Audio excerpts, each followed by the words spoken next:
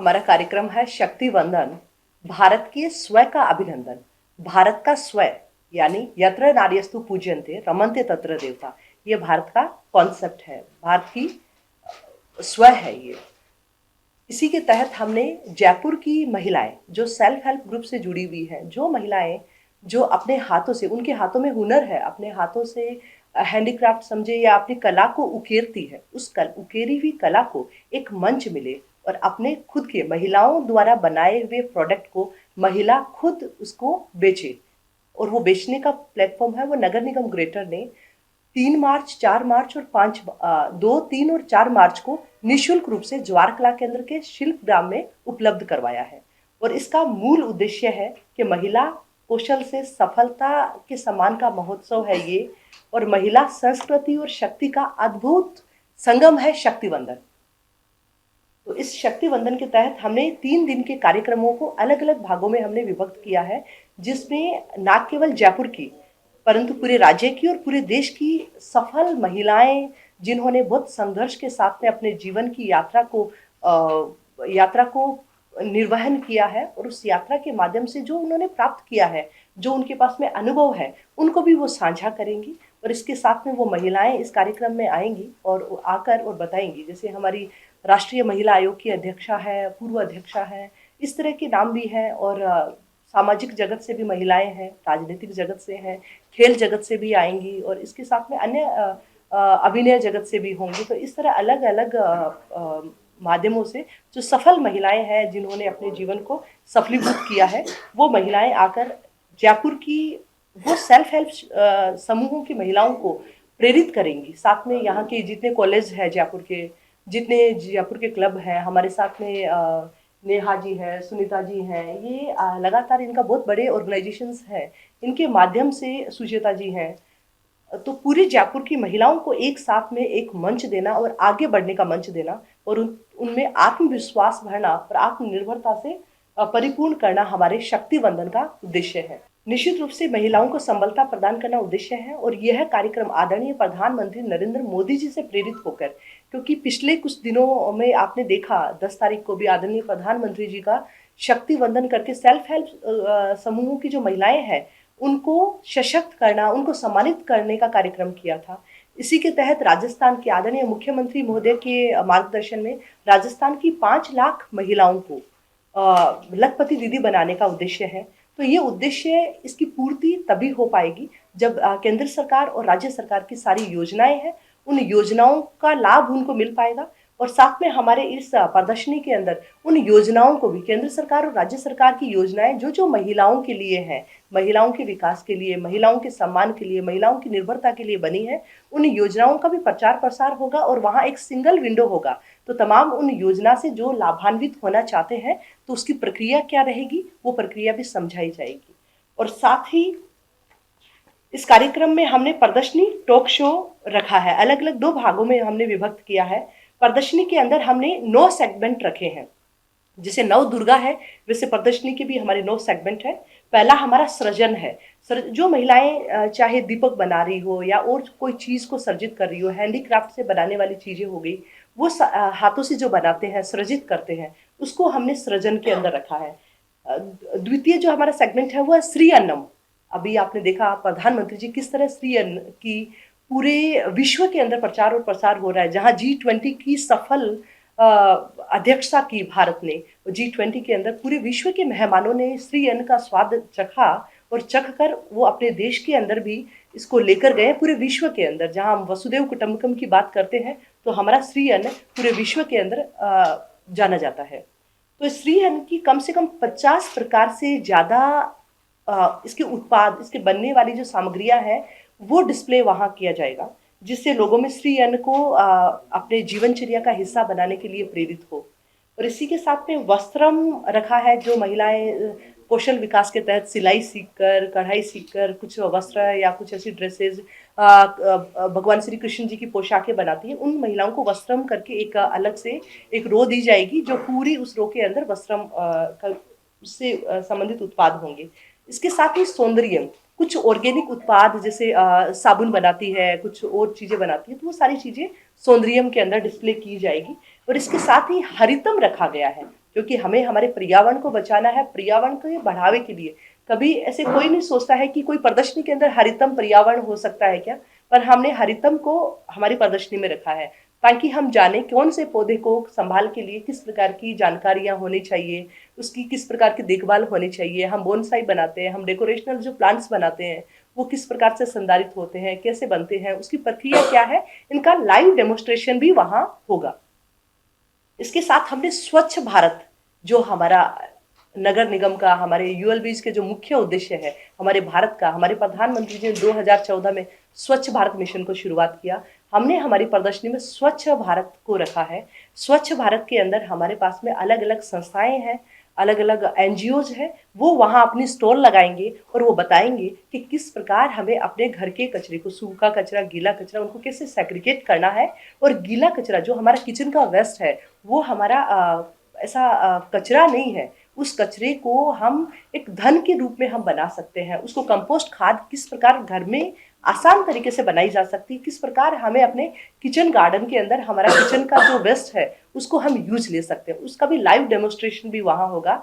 उससे जयपुर के, क्योंकि मान लगभग हम अनुमान मान रहे हैं इस 3 दिन में 50,000 महिलाएं इस एग्जीबिशन का, इस प्रदर्शनी, इस टॉक शो का पार्ट बनेगी, हिस्सा बनेगी। वो जब यहाँ आएगी तो स्वच्छ भारत से सीख कर निश्चित रूप से वो संदेश आगे से आगे वो पहुंचेगा और पूरे जयपुर के अंदर फैलेगा। इस उद्देश्य से हमने स्वच्छ भारत भी एक सेगमेंट रखा है। और रत्नम की बात करते हैं तो हमारे जयपुर के रत्न जिनको भगवान श्री राम जी ने भी धारित किया है, अभी 22 जनवरी को रामलला के आभूषण भी जयपुर के बने हैं। तो जयपुर में अगर प्रदर्शनी की बात हो तो बिना जयपुर के नगीने, जयपुर की ज्वेलरी के बिना अधूरे रह जाते हैं। तो हमारी ज्वेलरी का भी सेगमेंट रहेगा। और इसके साथ में हमने वेस्ट टू वेल्थ पर भी काम किया है, जो हमारा मुख्य उद्देश्य भी है। उसमें हमने हैंडलूम को भी साथ में मिलाया है, बुनकर सेवा केंद्र को भी साथ में मिलाया है, उनके भी जो राजीविका के समूह है उन सबको साथ में हमने लेकर, और वेस्ट टू वेल्थ कैसे हम जो अनुपयोगी चीजें हैं उनसे हम सदुपयोग में ले सकते हैं, किस प्रकार हम जूट बैग और प्लास्टिक की थैलियां हैं उन सब से हम किस प्रकार बैग बनाते हैं। जो आप सामने आप देख भी पा रहे हैं कि उधर हैंडलूम का हमने एक हथकरघा भी रखा हुआ है। तो हथकरघा का भी वहाँ लाइव डेमोस्ट्रेशन होगा कि किस प्रकार हथकरघा चलता है, किस तरह वो महिलाओं की यात्रा कैसी है, किस तरह इतना बल्क में जनरेट हुए प्लास्टिक को यूज लेना कितना एक चुनौती भरा है हमारे लिए। तो इन सब को ध्यान में रखते हुए हमारा वेस्ट टू वेल्थ रखा है, जिसमें वेस्ट टू वेल्थ से बनी हुई ड्रेसेस भी डिस्प्ले वहाँ की जाएगी। और इसके साथ में सबसे अंतिम में पूरे जयपुर की बात हो, जयपुर की विरासत और जयपुर की संस्कृति की बात नहीं हो, ऐसा तो हो ही नहीं सकता।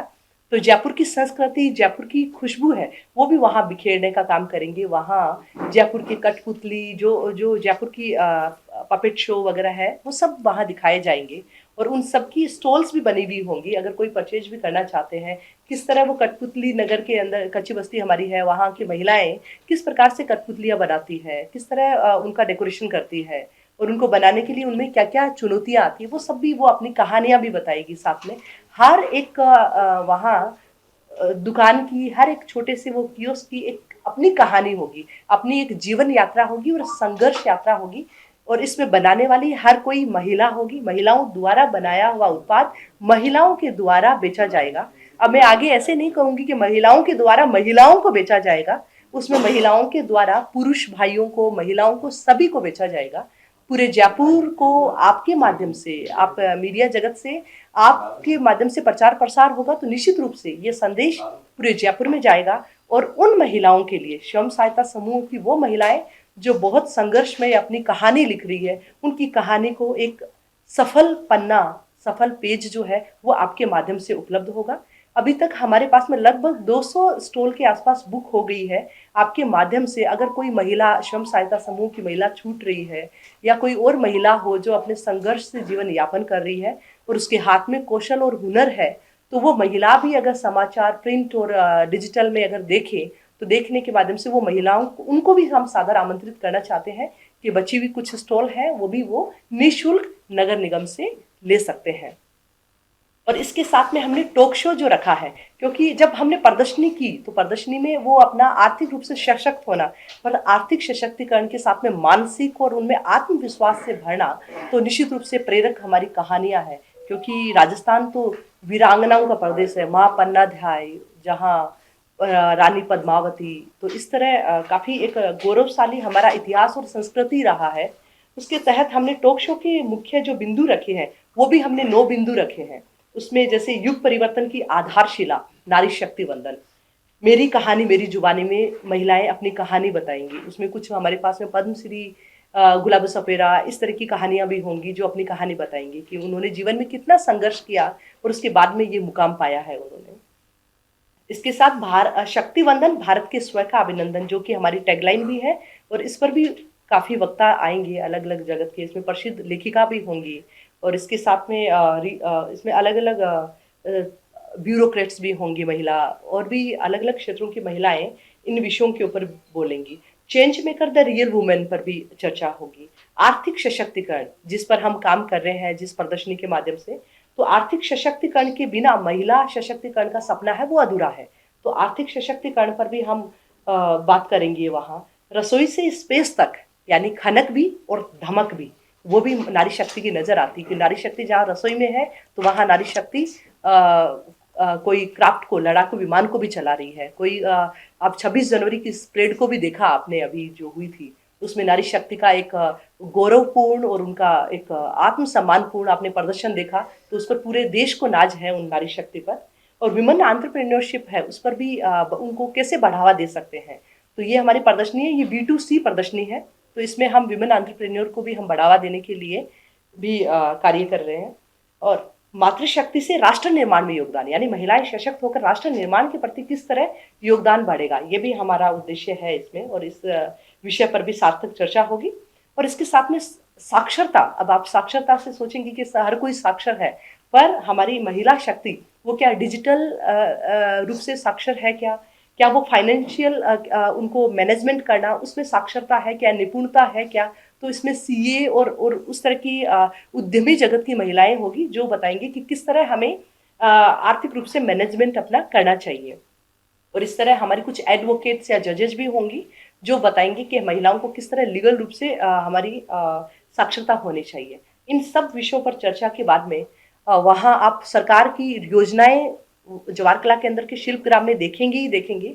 उसके साथ में पोस्ट कार्ड भी वहाँ रखे हुए होंगे, और वो पोस्ट कार्ड के अंदर एक चिट्ठी मोदी के नाम पर महिलाएं आएगी और मोदी जी को अपने मन के उद्गार व्यक्त करेगी। और आदरणीय प्रधानमंत्री जी ने जिस तरह देश की महिलाओं को एम्पावर के लिए काम किया है, सशक्तिकरण के लिए काम किया है, उसके लिए धन्यवाद भी देंगी। और कुछ महिला नया और क्या कर सकते हैं उसके सुझाव भी आदरणीय प्रधानमंत्री जी को पोस्ट कार्ड पर लिखकर, वहीं बैठकर अपना पोस्ट कार्ड एक चिट्ठी मोदी जी के नाम पर भी लिखेंगी। और वहाँ चाय पर चर्चा भी होगी, क्योंकि जब से फ्रांस के राष्ट्रपति जी को हमारे प्रधानमंत्री जी जयपुर लेकर आए हैं, तब से हमारी जयपुर की चाय जो है वो काफ़ी मशहूर हो गई है। तो जयपुर की चाय पर भी चर्चा है। वो वहाँ चाय की कुल्हड़ के साथ में चुस्कियाँ लेंगे, और साथ में वहाँ के जो विमेन एंटरप्रेन्योर है उनके साथ में अलग कॉलेज के स्टूडेंट, स्कूल के गृहिणियाँ, वो सब वहाँ चाय पर चर्चा का भी एक अलग से पंडाल बना हुआ होगा, वहाँ चाय पर चर्चा भी होगी। तो इस तरह हमारा पूरा ये कार्यक्रम है।